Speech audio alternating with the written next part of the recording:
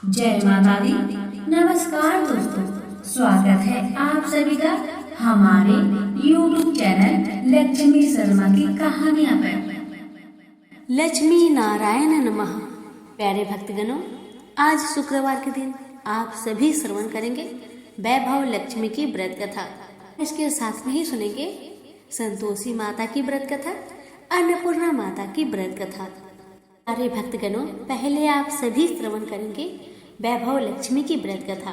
तो प्रेम से बोलिए वैभव लक्ष्मी माता की जय। आपसे हमारी निवेदन है, अगर आप व्रत कर रहे हैं तो कथा को पूरा सुने ताकि आपको व्रत का पूरा फल प्राप्त हो। अगर प्यारे भक्तगण, अगर आप व्रत नहीं कर रहे हैं तो कोई बात नहीं, तब भी कथा को पूरा श्रवण करें ताकि माता रानी की कृपा आप पर सदा बनी रहे। प्रेम से बोलिए वैभव लक्ष्मी माता की जय। अब श्रवण करें कथा। लाखों की जनसंख्या को अपने में समेटे कुशीनगर एक महानगर था। जैसे कि अन्य महानगरों की जीवनचर्या होती है, वैसा ही कुछ यहाँ भी था। यानी बुराई अधिक और अच्छाई कम था, पाप अधिक पुण्य कम था। इसी कुशीनगर में हरिवंश नामक एक सदगृहस्थ अपनी पत्नी दामिनी के साथ सुखी संपन्न जीवन गुजार रहा था। दोनों ही बड़े नेक और संतोषी स्वभाव के थे। धार्मिक कार्य अनुष्ठानों में उनकी अपार श्रद्धा थी। दुनियादारी से उनका कोई विशेष लेना देना नहीं था। अपने में ही मग्न गृहस्थी की गाड़ी में खींचे चले जा रहे थे। इसी ने ठीक ही कहा है, संकट और अतिथि के आने के लिए कोई समय निर्धारित नहीं होता। कुछ ऐसा ही हुआ दामिनी के साथ। जब उसका पति हरिवंश जाने कैसे बुरे लोगों की संगत में फंस गया तो घर गृहस्थी से उसका मन उचट गया। देर रात शराब पीकर घर आना और गाली गलौज तथा मारपीट करना उसका नित्य का नियम सा बन गया था। जुए, रट्टे, रेस तथा वैश्य गामन जैसे बुरे कर्म भी कुछ संगति की बदौलत उसके पल्ले पड़ गए। धन कमाने की तीव्र लालसा ने हरिवंश की बुद्धि हर ली और उसको अच्छे बुरे का भी ज्ञान न रहा। घर में जो कुछ भी था सब उसके दुर्शनों की भेंट चढ़ गया। जो लोग पहले उसका सम्मान करते थे अब उसे देखते ही रास्ता बदलने लगे। भूखमरी की हालत में भिखमंगों के समान उनकी स्थिति हो गई थी। लेकिन दामिनी बेहद संयमी और आस्थावान थी तथा संस्कारी स्त्री थी। ईश्वर पर उसे अटल विश्वास था। वह जानती थी कि यह सब कर्मों का फल है। दुख के बाद सुख तो एक दिन आना ही है। इस आस्था को मन में ली वह ईश्वर भक्ति में लीन रहती और प्रार्थना करती कि उसके दुख शीघ्र ही दूर हो जाए। समय का चक्र अपनी रफ्तार से चलता रहा। अचानक एक दिन दोपहर के समय द्वार पर हुई दस्तक की आवाज सुनकर दामिनी की तंद्रा भंग हुई। अतिथि सत्कार के भय मात्र से उसकी अंतरात्मा कांप उठी, क्योंकि घर में अन्न का एक दाना भी नहीं था जो अतिथि की सेवा में अर्पित किया जा सकता। फिर भी संस्कारों की ऐसी प्रबलता थी कि उसका मन अतिथि सत्कार को उद्धत हो उठा। उसने उठकर द्वार खोला, देखा सामने एक दिव्य पुरुष खड़ा था। बड़े बड़े घुंघराले श्वेत केश, चेहरे को ढके हुए लहराती दाढ़ी, गेरुए वस्त्र का अवतरण पहने उनके चेहरे से तेज टपक पड़ रहा था। आंखों मानो अमृत वर्षा कर रही हो। उस दिव्य पुरुष को देखकर दामिनी को अपार शांति का अनुभव हुआ और वह उसे देखते ही समझ गई कि आगत वास्तव में कोई पहुंचा हुआ सिद्ध महात्मा है। उनके मन में अतिथि के प्रति गहन श्रद्धा के भाव उमड़ पड़े और वह उसे सम्मान सहित घर के भीतर ले आई। दामिनी ने जब उसे फटे हुए आसन पर बैठाया तो वह मारे लज्जा की जमीन पे गिर सी गई। उधर वह संत पुरुष दामिनी की ओर एकटक निहारे जा रहे थे। घर में जो कुछ बचा खुचा था दामिनी ने अतिथि सेवा में अर्पित कर दिया, पर उसने इस पर कोई ध्यान नहीं दिया। वह तो बस दामिनी को यूं ही निहारे जा रहे थे, मानो उसे कुछ याद दिलाने की चेष्टा कर रहे हो। जब काफी देर तक दामिनी कुछ न बोली तो उन्होंने कहा, बेटी मुझे पहचाना नहीं क्या? उसका यह प्रश्न सुनकर दामिनी जैसे सोते से जागी और अत्यंत सकुचाते हुए मृदुल स्वर में बोली, महाराज मेरी धृष्टा को क्षमा करें, जो आप जैसे दिव्य पुरुष को मैं पहचान कर भी नहीं पहचान पा रही हूँ। पारिवारिक कष्टों ने तो जैसे कि मेरी सोचने समझने की शक्ति ही छीन लिया है, लेकिन यह निश्चित है कि संकट के इस घड़ी में मुझे आप जैसे साधु पुरुष की सहारा है। तभी जैसे दामिनी को कुछ याद आया, वह उस साधु के चरणों में गिरकर बोल उठी, अब मैं आपको पहचान गई हूँ महाराज। स्नेहारूपी अमृत की वर्षा करने वाले अपने शुभ चिंतक को कोई कैसे भूल सकता है भला। वास्तव में वह साधु मंदिर की राह के मध्य में बनी अपनी कुटिया के बाहर बट वृक्ष के नीचे बैठ साधना किया करते थे और मंदिर आने जाने वालों सभी श्रद्धालुओं से प्रणाम करके स्वयं को कृतार्थ अनुभव करते थे। दामिनी भी उनमें से एक थी। जब पिछले काफी दिनों से उसने उसे मंदिर की ओर आते जाते नहीं देखा तो उसकी कुशल क्षेम जानने के लिए पूछताछ करते हुए उसके घर की ओर आ निकले थे। हमने अभी अपनी सोच में ही डूबी हुई थी कि साधु महाराज ने मौन भंग किया। क्या कारण है पुत्री, तू आजकल मंदिर आती जाती दिखाई नहीं पड़ती? मुझे क्या कष्ट है बता, शायद मैं तेरी कुछ सहायता कर सकूं। व्यक्तिगत दुखों के बोझ तले दबा हो तो ऐसे में सहानुभूति के दो काफी बोल काफी होते हैं। दामिनी भी खुद पर संयम नहीं रख पाई और बिखर कर रोने लगी। तभी वह साधु वत्सल पूर्वक स्वर्ण में बोले, मन छोटा करने की समस्या हल नहीं होती। सुख दुख तो एक गाड़ी के दो पहियों के समान है, इनका आना जाना तो जिंदगी भर लगा ही रहता है। अपना दुख किसी को बता देने से मन हल्का हो जाता है। कुछ देर चुप रहने के बाद दामिनी ने बोलना शुरू किया, महाराज सर्व सुखों से भरपूर था मेरा घर, कण कण में खुशियों का नृत्य होता था। पति भी नेक और ईमानदार थे, सदा जीवन उच्च विचार की आधारशिला पर टिकी हुई थी। हमारी गृहस्थी रुपए पैसे की भी कोई कमी नहीं थी। सुबह शाम घर में ईश्वर वंदना होती थी, लेकिन अचानक न जाने किसकी नजर लग गई। हमारा भाग्य हमसे टूट सा गया है। मेरे पति कुसंगति में फंसकर अपना सब कुछ गवा बैठे हैं। अब तो ऐसा लगता है जैसे वह भी साथ छोड़कर जाने को तैयार बैठा है। भिखारियों से भी बदतर स्थिति हो गई है हमारी। दामिनी की करुण व्यथा सुनकर साधु का हृदय हाहाकार कर उठा। वह द्रवित स्वर में बोल उठे, बेटी कर्म का लेखा तो भोगना ही पड़ता है। तुम्हारे कष्टों का भी कर्मों से नाता है, लेकिन तुम चिंता ना करो, सब कुछ पहले जैसा हो जाएगा। दुख के बाद ही सुख आता है। दुख सहे बिना सुख की सच्ची अनुभूति हो ही नहीं सकती। तुम माँ लक्ष्मी के प्रति श्रद्धा जारी रखो। सबका उद्धार करने वाली प्रेम का छलकता सागर है माँ लक्ष्मी। अपने भक्तों पर सदैव उनकी कृपा दृष्टि रहती है। तुम संपूर्ण आस्था के साथ माँ वैभव लक्ष्मी का व्रत करना शुरू करो। तुम्हारी साधना अवश्य रंग लाएगी। दामिनी एक संस्कारी स्त्री थी। धर्म कर्म में उसकी आगाध आस्था थी। माँ वैभव लक्ष्मी के व्रत की बात सुनकर उसका चेहरा दमक उठा। बोली, महाराज यदि इस व्रत को करने से मेरे परिवार पर आई विपदा टल सकती है तो मैं इसे जरूर करूंगी। आप मुझे बताएं कि इस व्रत को कब और कैसे किया जाता है। साधु महाराज दामिनी की भक्ति भावना देखकर प्रसन्न होकर बोले, बेटी सारे जगत का कल्याण करने वाली माँ वैभव लक्ष्मी की व्रत की विधि में कल्याण तुम्हें बता रहा हूँ। प्रत्येक शुक्रवार को यह व्रत किया जाता है। सर्वप्रथम जितने शुक्रवार को यह व्रत करना हो उसका संकल्प लेकर माँ वैभव लक्ष्मी को मन ही मन प्रणाम करें। स्नान आदि से निवृत्त होकर स्वच्छ धवल वस्त्र पहनकर पूरब दिशा की ओर मुख करके आसन पर बैठे। सामने एक चौकी पर चावल की एक ढेरी लगाकर उस पर पानी से भरा कलश स्थापित करें, जो तांबे का होना चाहिए। कलश को कटोरी से ढक दे और उस कटोरी में कोई भी स्वर्ण भूषण रखे। सोना ना हो तो चांदी का भूषण रखे। वह भी पास ना हो तो रुपए का सिक्का भी काम दे सकता है। शुद्ध घी का दीपक तथा अगरबत्ती जलाए और मन ही मन पूर्ण श्रद्धा के साथ माँ वैभव लक्ष्मी का जाप करते रहे। श्री यंत्र माँ लक्ष्मी का प्रिय यंत्र है, उसे सत सत नमन करें। श्री यंत्र उपलब्ध ना हो तो पुस्तक में दिए गए उसके स्वरूप से काम चल जाएगा। साथ ही माँ वैभव लक्ष्मी के सभी स्वरूप को नमस्कार करें।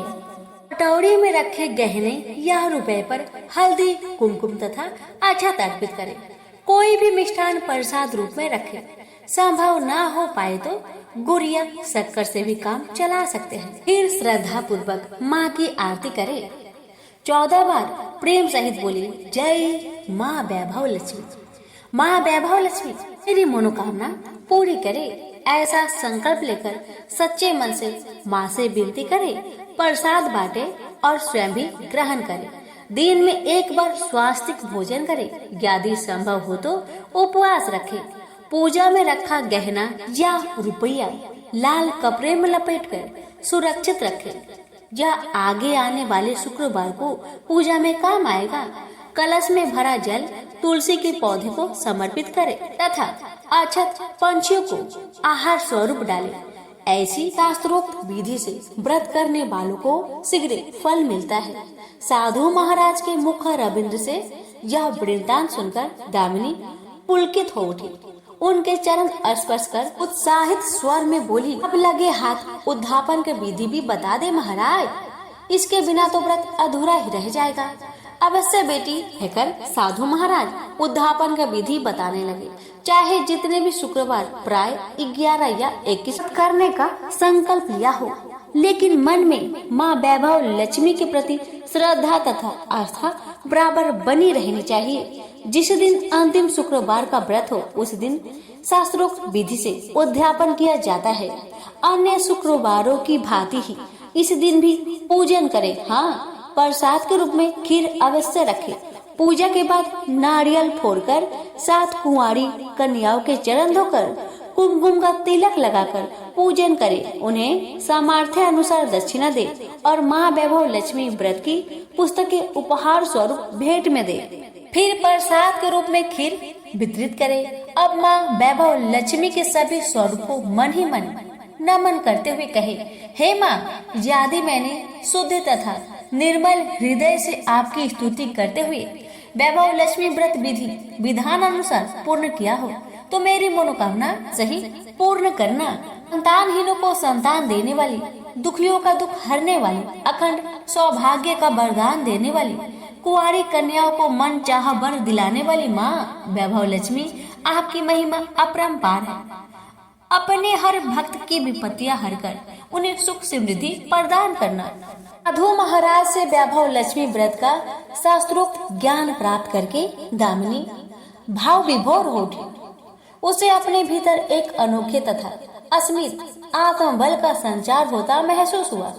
उसने भी माँ वैभव लक्ष्मी के 21 व्रत आते शुक्रवार से शुरू करने का संकल्प लेकर साधु महाराज को आदर सहित विदा किया और मन ही मन माँ वैभव लक्ष्मी का स्तुति गान करने लगे। 2 दिन बाद ही शुक्रवार आ गया। उससे पहली रात दुखों के मारे दामिनी ठीक से सो भी नहीं सकी।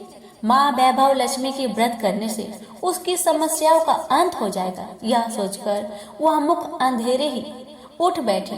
स्नान आदि कर स्वच्छ वस्त्र धारण के आसन पर पूर्व दिशा की ओर मुख करके दामिनी ने अपने सम्मुख रखी चौकी पर चावल की छोटी सी ढेरी बनाकर उस पर तांबे का कलश रखा।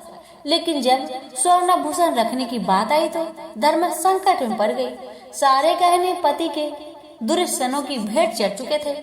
विवाहित स्त्री थी तो मंगल सूत्र भी उतार कर नहीं रख सकती थी और कोई गहना था ही नहीं। तभी उसे उस नन्ही पायलों का स्मरण आया जो उसने अपने आने वाली संतान के लिए बनवा कर रखे थे और अपने पति की निगाहों से भी बचा कर रखे थे। उसने झटपट वह पायल निकाली और गंगा जल से धोकर उसे शुद्ध करके कलश पर रखी, कटोरी में डाल दिया। डिब्बे के तली से बची खुची शक्कर निकालकर उसे प्रसाद के रूप में रखा और विधि अनुसार व्रत किया। सर्वप्रथम उसने अपने पति को प्रसाद दिया। आने वाला पूरा सप्ताह बड़ी ही हंसी खुशी से बीता। बात बात पर झल्ला उठने वाला उसका पति अपेक्षाकृत शांत तथा संयम रहा। कोई मारपीट तथा कलेश घर में नहीं हुआ। इसे दामिनी ने माँ वैभव लक्ष्मी का चमत्कार समझा और मन ही मन उन्हें प्रणाम किया। वैभव लक्ष्मी के प्रति उसकी आस्था और भी बलवती हो गई। प्रकार शास्त्रोक्त विधि से दामिनी ने 20 शुक्रवार के व्रत पूरे कर लिए। इस बीच कई परिवर्तन हुए थे। उसका पति कुसंगति छोड़कर सीधे राह पर आ गया और उसका कामकाज भी जमने लगा था। घर में यदि किसी चीज की बहुतायत नहीं थी तो कमी भी नहीं रह गई थी। यह सब माँ वैभव लक्ष्मी के चमत्कार और दामिनी की आस्था का विश्वास का परिणाम था। 21वें शुक्रवार को व्रत का उद्यापन करना था। साधु महाराज के वचन अब भी मानो दामिनी के कानों में गूंज रहे थे। उनकी बताई विधि के अनुसार ही दामिनी ने शास्त्रोक्त विधि से उद्यापन किया। 7 कुंवारी कन्याओं को भोजन कराकर दक्षिणा दी। आसपास की सौभाग्यवती स्त्रियों में प्रसाद तथा वैभव लक्ष्मी व्रत कथा की पुस्तकें वितरित की। माँ वैभव लक्ष्मी के हर स्वरूप प्रणाम किया और कहा, आपकी महिमा निराली है माँ। आपने मेरे सारे दुख हर लिए, मेरी सभी मनोकामनाएं पूर्ण कर दी माँ। मेरा उजरा घर फिर से बस गया। मेरा यह नया जीवन आप ही की देन है माँ। मैं आजीवन आपकी पूजा अर्चना करूंगी और दूसरों को भी आपकी महिमा से अवगत कराकर वैभव लक्ष्मी व्रत रखने के लिए प्रेरित करूंगी। तो बोलिए प्रेम से, जय माँ वैभव लक्ष्मी की जय, आपकी सदा ही जय हो। संतोषी माता के व्रत को करने वाला कथा कहते वह सुनते समय हाथ में गुड़ व भुने चने रखे। सुनने वाली संतोषी माता की जय, संतोषी माता की जय, इस प्रकार जय जयकार मुख से बोलते जाए। कथा समाप्त होने पर हाथ का गुड़ चना गौ माता को खिलाए। कलश में रखा हुआ गुड़ चना सबको प्रसाद रूप में बांटे। कथा से पहले कलश को जल से भरे, उसके ऊपर गुड़ चने से भरा कटोरा रखे। कथा समाप्त होने और आरती होने के बाद कलश के जल को घर में सब जगह पर छिड़के और बचा हुआ जल तुलसी की क्यारी में डाल दे। 1.25 रुपए का गुड़ चना लेकर माता का व्रत करे। गुड़ घर में हो तो ले ले, विचार न करे, क्योंकि माता भावना की भूखी है। कम ज्यादा का कोई विचार नहीं चाहिए। जितना भी आपसे बन पड़े अर्पण करे। श्रद्धा और प्रेम से प्रसन्न मन हो व्रत करना चाहिए। व्रत के उद्यापन में 2.5 सेर खाजा, मोमन दाल पूरी, खीर चने का साग नैवेद्य रखे।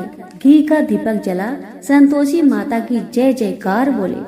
नारियल फोड़े। इस दिन घर में कोई खटाई न खाए और न किसी को खाने को दे। इस दिन 8 लड़कों को भोजन कराए। देवर जेठ के लड़के मिलते हो तो दूसरों को न बुलाना। कुटुंब में न मिले तो ब्राह्मण के रिश्तेदारों के या फिर पड़ोसियों के लड़के को बुलाए। उन्हें खटाई की कोई वस्तु ना दे तथा भोजन कराकर यथाशक्ति दक्षिणा दे। नगद पैसे ना दे, कोई वस्तु दक्षिणा में दे। व्रत करने वाला कथा सुन प्रसाद ले, एक समय भोजन करे। इस तरह से माता प्रसन्न होगी और दुख दरिद्रता दूर होकर मनोकामना पूरी होगी। अब सुनिए कथा। पहले बोलिए संतोषी मैया की जय हो। एक बुढ़िया थी, उसके 7 पुत्र थे। 6 कमाने वाले और एक निकम्मा था। बुढ़िया माँ 6 पुत्रों की रसोई बनाती, भोजन कराती और जो बचता वह 7वें को देती थी। परंतु वह बड़ा भोला था, मन में कुछ विचार न करता था। एक दिन अपनी पत्नी से बोला, देखो मेरी माता का मुझ पर कितना प्यार है। वह बोली, क्यों नहीं, सबका जूठा बचा हुआ तुमको जो खिलाती है। वह बोला, ऐसा भी कहीं हो सकता है। मुझे तुम्हारी बातों पर भरोसा नहीं। जब तक मैं अपनी आँखों से ना देख लूं, मैं मान नहीं सकता। पत्नी ने कहा, देख लोगे तब मानोगे। कुछ दिन बाद बड़ा त्योहार आया। घर में 7 प्रकार के भोजन और चूरमा के लड्डू बने। वह जांचने को सिर दर्द का बहाना बनाकर पतला कपड़ा सिर पर ओढ़कर रसोई में सो गया और कपड़े में से सब कुछ टुकुर टुकुर देख रहा था। 6 भाई भोजन करने आए। उसने देखा माँ ने उनके लिए सुंदर सुंदर आसन बिछाए, 7 प्रकार की रसोई परोसी, वह आग्रह करके उन्हें जिमाती है। वह देखता रहा। छयो भाई भोजन करके उठे तब जूठी थालियों में से लड्डू के टुकड़ा उठाकर एक लड्डू बनाया। जूठन साफ कर माँ ने उसे पुकारा, उठ बेटा, छयो भाई भोजन कर गए, अब तू ही बाकी है, उठ ना। कब खाएगा? वह कहने लगा, माँ मुझे भोजन नहीं करना, मैं परदेश जा रहा हूँ। माता ने कहा, कल जाता हो तो आज चला जा। वह बोला, हाँ हाँ आज ही जा रहा हूँ। यह कहकर वह घर से निकल गया। चलते समय पत्नी की याद आई। वह गौशाला में कंडे थाप रही थी। वह जाकर बोला, हम जावे परदेश को, आवेंगे कुछ काल, तुम रहियो संतोष से धर्म अपनो पाल। वह बोली, जाओ पिया आनंद से, हमरो सोच हटाए, राम भरोसे हम रहे, ईश्वर तुम्हें सहाय। देवो निशानी अपनी, देख धरु मन धीर, सुधी हमारी ना बिसारी, रखियो मन गंभीर। वह बोला, मेरे पास तो कुछ नहीं, यह अंगूठी है, सो ले लो और अपनी निशानी मुझे दे। वह बोली, मेरे पास क्या है, यह गोबर भरा हाथ है। यह कह उसकी पीठ में गोबर की हाथ की थप्पी मार दी। वह चला गया। चलते चलते दूर देश में पहुंचा। वहाँ एक साहूकार की दुकान थी। वहीं जाकर रहने लगा और कहने लगा, भाई मुझे नौकरी पर रख लो। साहूकार को जरूरत भी थी तो वह बोला, ठीक है रह जा। लड़के ने पूछा, तनख्वाह क्या दोगे? साहूकार ने कहा, काम देखकर दाम मिलेगा। साहूकार की नौकरी मिली। वह सवेरे 7 बजे से रात तक नौकरी करने लगा। कुछ दिनों में साहूकार का सारा लेन देन का हिसाब, ग्राहकों को माल बेचना, सारा काम करने लगा। साहूकार के 7-8 नौकर थे। सब चक्कर खाने लगे कि या तो बहुत होशियार बन गया। सेठ ने भी काम देखा और 3 महीने में उसे आधे मुनाफे का साझेदार बना दिया और 12 बरस में नामी सेठ बन गया और मालिक सारा कारोबार उसके ऊपर छोड़कर बाहर चला गया। अब उधर पत्नी के साथ क्या होता है उसे सुनिए। सास ससुर उसे दुख देने लगे। सारी गृहस्थी का काम करा के उसे लकड़ी लेने जंगल में भेजते और घर की रोटियों के आटे से जो भूसी निकलती थी उसकी रोटी बनाकर रख दी जाती थी और फूटी नारियल की खोपड़ी में पानी। इस तरह दिन बीतते रहे। एक दिन की बात है, वह लकड़ी लेने जा रही थी कि रास्ते में बहुत सी स्त्रियां संतोषी माता की व्रत करती दिखाई दी। वहीं खड़ी हो वह भी कथा सुन और बहनों से बोली, बहन तुम किस देवी देवता का व्रत करती हो और इसके करने से क्या फल होता है? इस व्रत के करने की विधि क्या है? यदि तुम अपने इस व्रत का विधान मुझे समझाकर कहोगी तो मैं भी तुम्हारा बड़ा एहसान मानूंगी। तब उनसे एक स्त्री बोली, सुनो, यह संतोषी माता का व्रत है। इसके करने से निर्धनता, दरिद्रता का नाश होता है, लक्ष्मी आती है, मन की चिंताएं दूर होती है, घर में होने से मन को सुख, प्रसन्नता और शांति मिलती है। व्रत के दिन घर में खटाई कोई न खाए। यह सुनकर बहू चल दी। रास्ते में लकड़ी बोझ को बेच दिए और उन पैसों से गुड़ चना ले माता के व्रत की तैयारी कर आगे चली गई और सामने मंदिर देख पूछने लगी, यह मंदिर किसका है? सब बच्चे कहने लगे, संतोषी माता का मंदिर है। यह सुन माता के मंदिर में जा माता के चरणों में लौटने लगी। दिन हो विनती करने लगी, माँ मैं निपट मूर्ख हूँ, व्रत के नियम कुछ नहीं जानती, मैं बहुत दुखी हूँ। हे माता जगत जननी, मेरा दुख को दूर कर, मैं तेरी शरण में हूँ। माता को दया आई। एक शुक्रवार बीता कि दूसरे शुक्रवार को ही इसके पति का पत्र आया और तीसरे को उसका भेजा पैसा भी आ गया। यह देख जेठानी मुंह सिकुड़ने लगी, इतने दिनों में इतना पैसा आया, इसमें क्या बुराई है?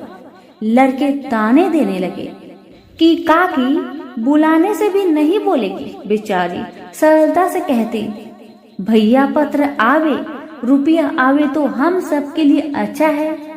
ऐसा कहकर आंखों में आंसू भरकर संतोषी माता के मंदिर में आ मातेश्वरी के चरणों में गिरकर रोने लगी। माँ, मैंने तुमसे पैसा नहीं, मुझे पैसे से क्या काम है माँ, मुझे तो अपने सुहाग से काम है। मैं तो अपने स्वामी के दर्शन और सेवा मांगती हूँ। तब माता ने प्रसन्न होकर कहा, जा बेटी, तेरी स्वामी आएगा। यह सुन खुशी से बावली हो घर का काम काज करने लगी। अब संतोषी माँ विचार करने लगी, इस भोली पुत्री से मैंने तो कह दिया तो उसका पति आएगा, पर आवेगा कहाँ से? वह तो इसे सपने में भी याद नहीं करता। उसे याद दिलाने के लिए मुझे जाना पड़ेगा। इस तरह माता बुढ़िया के सपने में जा प्रकट हो कहने लगी, साहूकार के बेटे, सोता है या तू जागता है? वह बोला, माता, सोता भी नहीं जागता भी नहीं, बीच में ही हूँ, कहो क्या आज्ञा है? माँ कहने लगी, तेरा घर बार कुछ है या नहीं? वह बोला, मेरा सब कुछ है माँ, बाप भाई बहन व पत्नी, क्या कमी है? माँ बोली, भोले पुत्र, तेरी स्त्री घोर कष्ट उठा रही है, तेरे माँ बाप उसे दुख दे रहे हैं, वह तेरे लिए तरस रही है, तू उसकी सुधि ले। वह बोला, माता, यह तो मुझे मालूम है, परंतु जाओ कैसे? परदेश की बात है, लेन देन का कोई हिसाब नहीं, जाने का कोई रास्ता नजर नहीं आता माँ, कैसे चला जाओ? माँ कहने लगी, मेरी बात मान, सवेरे नहा धोकर माता का नाम ले, घी का दीपक जला, दंडवत कर दुकान पर बैठ जा, देखते देखते तेरा लेन देन चुक जाएगा, माल बिक जाएगा, साज होते होते धन का ढेर लग जाएगा। तब सवेरे बहुत जल्दी उठ उसने लोगों से अपने सपने की बात कही, तो वे सब उसकी बात अनसुनी कर दिल लगी उड़ाने लगे कि कहीं सपने भी सच होते हैं। एक बूढ़ा बोला, देख भाई, मेरी बात मान, इस तरह साच झूठ करने के बदले देवता ने जैसा कहा है वैसा ही करो, तेरा इसमें क्या जाता है? अब बूढ़े की बात मानकर नहा धोकर संतोषी माता को दंडवत कर घी का दीपक जलाकर दुकान पर बैठ गया। थोड़ी देर में क्या देखता है कि दिन वाले रुपए लाए, लेने वाले हिसाब लेने लगे, कोठे में भरे सपनों के खरीदार नगद दाम में सौदा करने लगे। शाम तक धन का ढेर लग गया। माता का यह चमत्कार देख खुशो मन में माता का नाम ले घर जाने की वास्ते गहना कपड़ा खरीदने लगा और वहाँ के काम से निपटकर तुरंत रवाना हुआ। वहाँ पत्नी बेचारी जंगल में लकड़ी लेने जाती, लौटते वक्त माता जी की मंदिर में विश्राम करती है। वह तो उसका रोज रुकने का स्थान ठहरा। दूर से धूल उठती देखकर वह माता से पूछती है, हे माता, यह धूल कैसे उड़ रही है? माँ कहती है, हे पुत्री, तेरा पति आ रहा है, अब तू ऐसा कर, लकड़ियों के 3 बोझ बना ला, एक नदी के किनारे रख, दूसरा मेरे मंदिर पर और तीसरा अपने सिर पर रख। तेरे पति को लकड़ी का गट्ठा दिख मोह पैदा होगा, वह वहाँ रुकेंगे, नाश्ता पानी बना खा पी कर माँ से मिलने जाएगा। तब तू लकड़ी का बोझ उठाकर जाना और बीच में चौक के गट्ठा डालकर 3 आवाजें लगाना, लो सासू जी, लकड़ियों का गट्ठा लो, भूसे की रोटी दो, नारियल के खोपरे में पानी दो, आज मेहमान कौन आया है? माँ की बात सुन उसने कहा, बहुत अच्छा माता, कहकर प्रसन्न हो लकड़ियों के 3 गट्ठे ले आई, एक नदी के तट पर, एक माता के मंदिर पर रखा। इतने में ही मुसाफिर आ पहुंचा। सूखी लकड़ी देख उसके पति की इच्छा हुई कि यही निवास करे और भोजन बना खा पीकर गांव जाए। इस प्रकार भोजन बना, विश्राम करके वह गांव को गया। जब वह सबसे प्रेम से मिल रहा था, उसी समय पत्नी सिर पर लकड़ी का गट्ठा लिए आती है। लकड़ी की भारी बोझ आंगन में रखकर जोर से 3 आवाज देती है, लो सासू जी, लकड़ी का गट्ठा लो, भूसे की रोटी दो, नारियल के खोपरे में पानी दो, आज कौन मेहमान आया है? यह सुनकर उसकी सास अपने दिए हुए कष्टों को भुलाने हेतु कहती है, बहू ऐसा क्यों कहते हैं, तेरा मालिक ही तो आया है, आ बैठ जा, मीठा भात खा, भोजन कर, कपड़े गहने पहन। इतने में आवाज सुन उसका स्वामी बाहर आता है और अंगूठी देख व्याकुल हो माँ से पूछता है, माँ यह कौन है? माँ कहती है, बेटा यह तेरी पत्नी है, आज 12 वर्ष हो गए जब से तू गया है, तब से सारे गांव में जानवर की तरह भटकती रहती है, कामकाज घर का कुछ नहीं करती है, 4 समय आकर खा जाती है। अब तुझे देखकर भूसी की रोटी और नारियल के खोपरे में पानी मांगती है।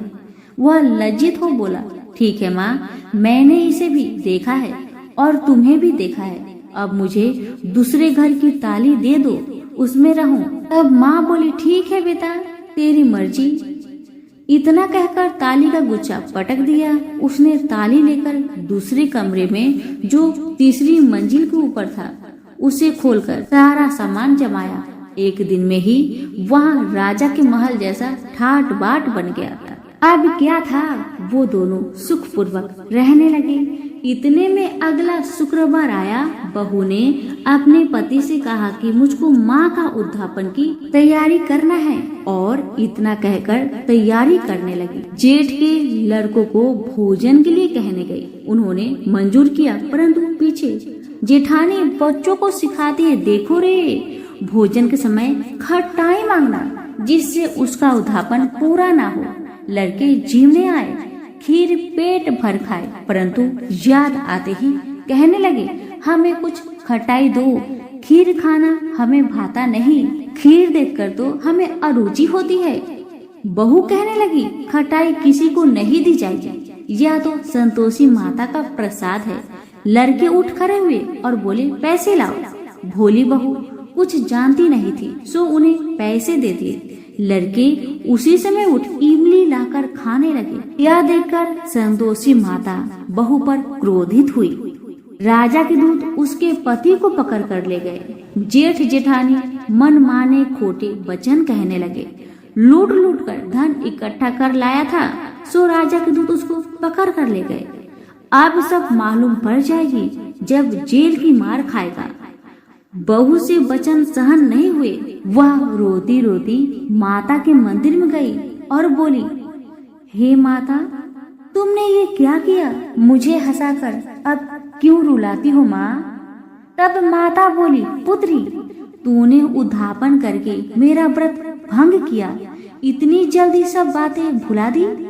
वह कहने लगी, माता, भूली तो नहीं हो, न कुछ अपराध किया है, मुझे तो लड़कों ने भूल में डाल दिया, मैंने भूल से उन्हें पैसे दे दिए, मुझे क्षमा करो माँ, मुझे क्षमा करो। माँ बोली, ऐसे कहीं भूल होती है? वह बोली, माँ मुझे माफ कर दो माँ, मैं फिर से तुम्हारा उद्यापन करूंगी। माँ बोली, अब भूल जा पुत्री, तेरा मालिक तुझे रास्ते में ही आता मिलेगा। वह घर को चली। रास्ते में उसका पति आता मिला। उसने पूछा, तुम कहाँ गए थे? तब वह कहने लगा, इतना धन जो मैं कमाया हूँ उसका टैक्स राजा ने मांगा था, वह भरने गया था। वह प्रसन्न हो बोली, भला हुआ, अब घर चलो। कुछ दिन बाद फिर शुक्रवार आया। वह बोली, मुझे माता का उद्यापन करना है। पति ने कहा, करो फिर। जेठ के लड़कों से भोजन को कहने गई। जेठानी ने 1-2 बातें सुनाई और लड़कों को सिखा दिया कि तुम पहले ही खटाई मांगने लगना। लड़के कहने लगे, हमें खीर खाना नहीं भाता, जी बिगड़ता है, कुछ खटाई खाने को देना। वह बोली, खटाई खाने को नहीं मिलेगा, खाना हो तो खाओ, अन्यथा तुम जा सकते हो। वह बेचारी ब्राह्मण के लड़कों को लाकर भोजन कराने लगी। यथाशक्ति दक्षिणा की जगह 1-1 फल उन्हें दिया। इससे संतोषी माँ प्रसन्न हुई। माता की कृपा होते ही 9वें मास उसको चंद्रमा के समान सुंदर पुत्र उत्पन्न हुआ। पुत्र को लेकर प्रतिदिन माता जी के मंदिर जाने लगी।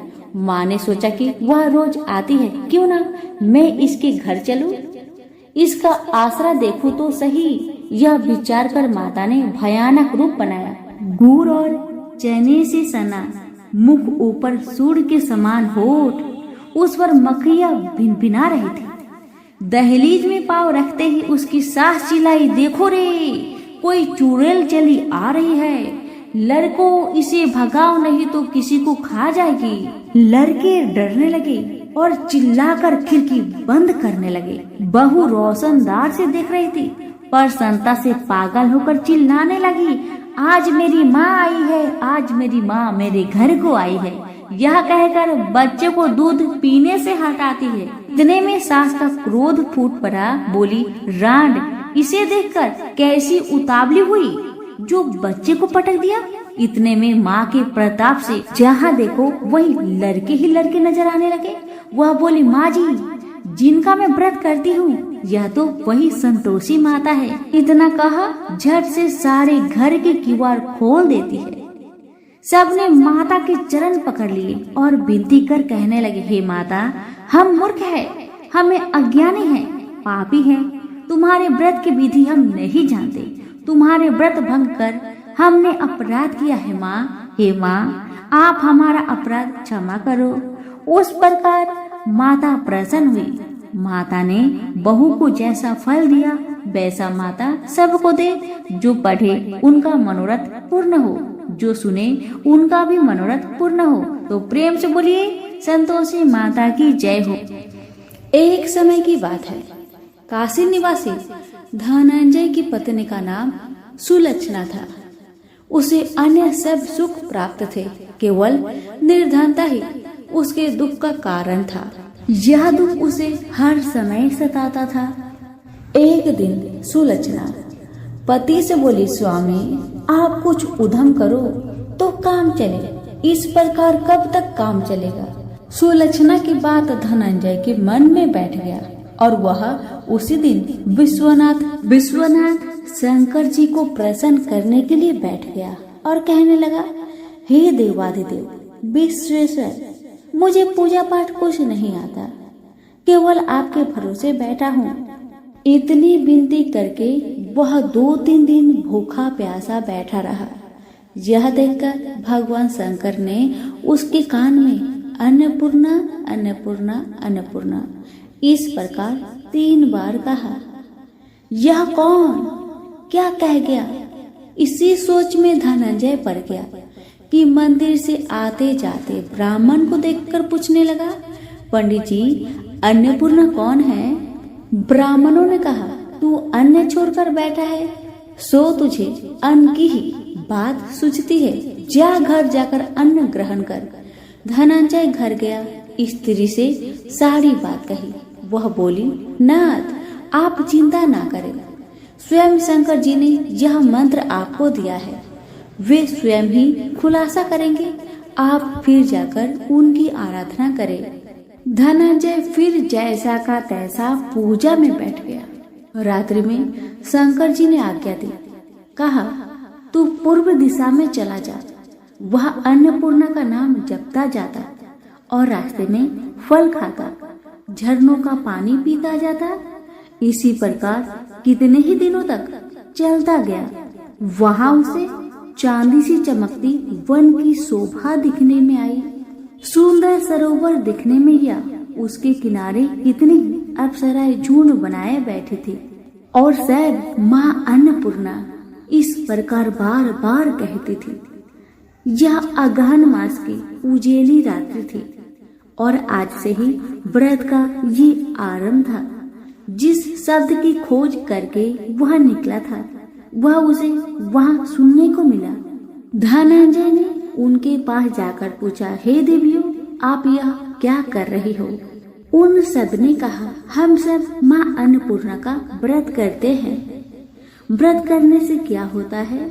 यह किसी ने किया भी है, इसे कब किया जाए, कैसा व्रत है और कैसी विधि है, मुझे भी कहो।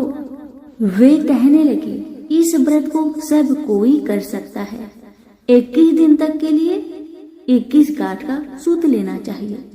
21 दिन या दिन ना बने तो 1 दिन उपवास करे, या भी ना बने तो केवल कथा सुनकर प्रसाद ले।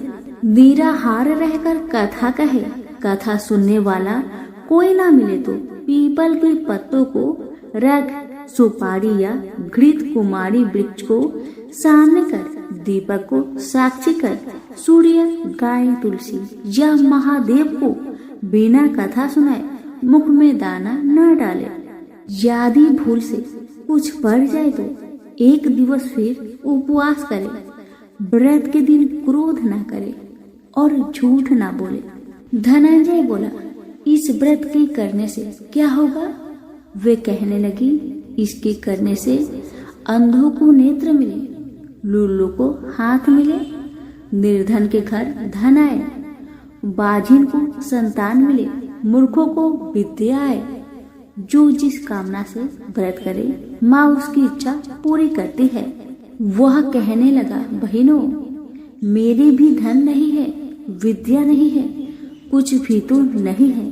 मैं तो दुखिया ब्राह्मण हूँ, मुझे इस व्रत का सूत दोगी? हाँ भाई, तेरा कल्याण हो, तुझे देगी। ले इस व्रत का मंगल सूत्र ले। धनंजय ने व्रत किया। व्रत पूरा हुआ तभी सरोवर में से 21 खंड की स्वर्ण सीढ़ी हीरा मोती जड़ी प्रकट हुई।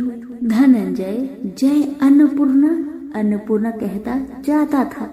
इस प्रकार कितनी ही सीढ़ियां उतर गया तो क्या दिखता है कि करोड़ों सूर्य से प्रकाशमान अन्नपूर्णा माँ का मंदिर है। उसके सामने स्वर्ण सिंहासन पर माता अन्नपूर्णा विराजमान है। सामने भिक्षा हेतु शंकर भगवान खड़े हैं। देवगनाएं चंवर डुलाती है। कितनी ही हथियार बांधे पहरा देती है। धनंजय दौड़कर जगदम्बा के चरणों में गिर गया। देवी उसकी मन का कलेश जान गई। धनंजय कहने लगा, माता, आप तो अंतर्यामिनी हो, आपको अपनी दशा क्या बताऊं? माता बोली, मेरा व्रत किया है, जा, संसार तेरा सत्कार करेगा। माता ने धनंजय की जिह्वा पर बीज मंत्र लिख दिया। अब तो उसके रोम रोम में विद्या प्रकट हो गई। इतने में क्या देखता है कि वह काशी विश्वनाथ के मंदिर में खड़ा है। माँ का वरदान ले धनंजय घर आया। सुलक्षणा से सब बात कही। माता जी की कृपा से उसके घर में संपत्ति उमड़ने लगी। छोटा सा घर बहुत बड़ा गिना जाने लगा। जैसे शहद के पत्तों में मक्खियां जमा होती है, उसी प्रकार उनके सगे संबंधी आकर उसकी बड़ाई करने लगे। कहने लगे, इतना धन और इतना बड़ा घर, सुंदर संतान नहीं हो तो इस कमाई का कौन भोग करेगा? सुलक्षणा से संतान नहीं है, इसलिए तुम दूसरा विवाह करो। अनिच्छा होते हुए भी धनंजय को दूसरा विवाह करना पड़ा और सती सुलक्षणा को सौत का दुख उठाना पड़ा। इस प्रकार दिन बीतते गया। फिर अगहन मास आया। नए बंधन से बंधे पति से सुलक्षणा ने कहलाया कि हम व्रत के प्रभाव से सुखी हुए हैं, इस कारण यह व्रत छोड़ना नहीं चाहिए। यह माता जी का प्रताप है जो हम इतने संपन्न और सुखी है। सुलक्षणा की बात सुन धनंजय उसके यहाँ आया और व्रत में बैठ गया। नई बहू को इस व्रत की खबर नहीं थी। वह धनंजय के आने की राह देख रही थी। दिन बीतते गए और व्रत पूर्ण होने में 3 दिवस बाकी थे कि नई बहू को खबर पड़ी। उसके मन में ईर्ष्या की ज्वाला दहक रही थी। सुलक्षणा के घर आ पहुंची और उसने वहां भगदड़ मचा दी। वह धनंजय को अपने साथ ले गई। नए घर में धनंजय को थोड़ी देर के लिए निद्रा ने आ दबाया। इसी समय नई बहू ने उसका व्रत का सूत तोड़कर आग में फेंक दिया। अब तो माता जी का कोप जाग गया। घर में अकस्मात आग लग गई। सब कुछ जलकर खाक हो गया। सुलक्षणा जान गई और पति को फिर अपने घर ले आई। नई बहू उठकर पिता के घर जा बैठी। पति को परमेश्वर मानने वाली सुलक्षणा बोली, नाथ, घबराना नहीं, माता जी की कृपा अलौकिक है। पुत्र कुपुत्र हो जाता है और माता कुमाता नहीं होती। अब आप श्रद्धा और भक्ति से आराधना शुरू करो, वे जरूर हमारा कल्याण करेगी। धनंजय फिर माता के पीछे पड़ गया। फिर वही सरोवर सीढ़ी पर कट हुई, उसमें माँ अन्नपूर्णा कहकर वह उतर गया। वहां जा माता जी के चरणों में रुदन करने लगा। माता प्रसन्न हो बोली, यह मेरी स्वर्ण की मूर्ति ले, उसकी पूजा करना, तू फिर सुखी हो जाएगा। जा, तुझे मेरा आशीर्वाद है। तेरी स्त्री सुलक्षणा ने श्रद्धा से मेरा व्रत किया है, उसे मैंने पुत्र दिया है। धनंजय ने आंखें खोली तो खुद को काशी विश्वनाथ के मंदिर में खड़ा पाया। वहां से फिर उसी प्रकार घर को आया। इधर सुलक्षणा के दिन चढ़े और महीने पूरे होते ही पुत्र का जन्म हुआ। गांव में आश्चर्य की लहर दौड़ गई, मानता आने लगा। इस प्रकार उसी गांव के निसंतान सेठ के पुत्र होने पर उसने माता अन्नपूर्णा का मंदिर बनवा दिया। उसमें माता जी धूमधाम से पधारी, यज्ञ किया और धनंजय को मंदिर का आचार्य का पद दे दिया। जीविका के लिए मंदिर की दक्षिणा और रहने के लिए बड़ा सा सुंदर भवन दिया। धनंजय स्त्री पुत्र सहित वहां रहने लगा। माता जी की चढ़ावे में भरपूर आमदनी होने लगी। उधर नई बहू के पिता के घर डाका पड़ा, सब लूट गया। वे भीख मांगकर पेट भरने लगे। सुलक्षणा ने यह सुना तो उन्हें बुलावा भेजा, अलग घर में रख लिया और उनके अन्न वस्त्र का प्रबंध कर दिया। धनंजय, सुलक्षणा और उसका पुत्र माता जी की कृपा से आनंद से रहने लगे। माता जी ने जैसे इनके भंडार भरे वैसे सबके भंडार भरे। प्रेम से बोलिए अन्नपूर्णा माता की जय हो। लक्ष्मी माता और अलक्ष्मी की कहानी। समुद्र मंथन के समय जब लक्ष्मी जी प्रकट हुई, कौस्तुभ मणि और लक्ष्मी जी विष्णु जी को मिले। जब विष्णु जी लक्ष्मी जी को अपनी पत्नी के रूप में स्वीकार करने लगे, तब लक्ष्मी जी ने कहा, मेरी एक बड़ी बहन और लक्ष्मी भी है, और सनातन धर्म में कहा गया है कि पहले बड़ी बहन का विवाह होने के बाद ही छोटी बहन का विवाह होता है। आप पहले मेरी बड़ी बहन और लक्ष्मी का विवाह संपन्न कराए। तब एक उद्धालक नामक तपस्वी से विष्णु जी ने और लक्ष्मी का विवाह कर दिया। और लक्ष्मी के लाल नेत्र, दुर्बल शरीर, रूखे बाल थे, किंतु विष्णु जी के वाक्य के अनुसार उद्धालक ने उनसे विवाह किया और उन्हें अपने आश्रम ले गए। आश्रम में हवन सामग्री, वेद मंत्र, इन सब के होने के कारण लक्ष्मी को बहुत परेशानी हुई।